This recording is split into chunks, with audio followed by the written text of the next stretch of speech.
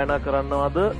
සින්දුවක් කියන්නද? අපිට ඇහෙන්න කියන්නකෝ සින්දුවක්. අමරබන්දු රූපසිංහ අමරබන්දු රූපසිංහ අමරබන්දු රූපසිංහ අමරබන්දු රූපසිංහ